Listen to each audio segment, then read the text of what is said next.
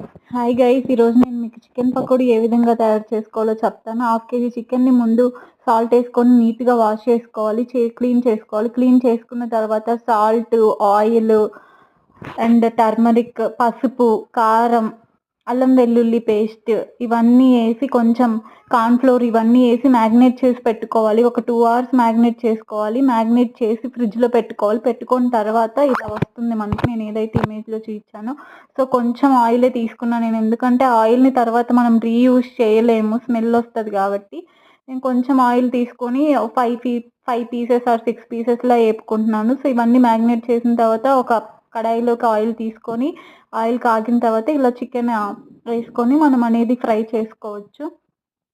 So actually నేను chicken పకోడీకి చిన్న చిన్న పీసులు తీసుకురమ్మంటే మా ఆయన చాలా చాలా పెద్ద పెద్ద ముక్కలు తీసుకొచ్చాడు. సో అవి కాలడానికి చాలా టైం పట్టింది. మనం ఏదైతే చెప్తామో దానికి రివర్సే చేస్తారు కదా ఇంట్లో వాళ్ళందరూ. మీకెప్పుడైనా ఇట్లా జరిగిందా? సో ఇట్లా చికెన్ పకోడీ అనేది చేస్తున్నాను నేను. చాలా సింపుల్ ప్రాసెస్. బయట తీసుకుంటే వాళ్ళు ఆయిల్‌లో మరిగిచ్చి పెట్టి అదంతా హెల్తీ కాదు అని నా opinion. So at the last chicken pakodi అనేది రెడీ అయిపోయింది. సో ఈ విధంగా చికెన్ పకోడీ అనేది వచ్చింది. ఇప్పుడు మా ఫ్రెండ్ వస్తదనమాట. ఇద్దరం కలిసి కూర్చొని ముచ్చట్లు పెట్టుకొని తింటాం. ఏమంటారు గైస్?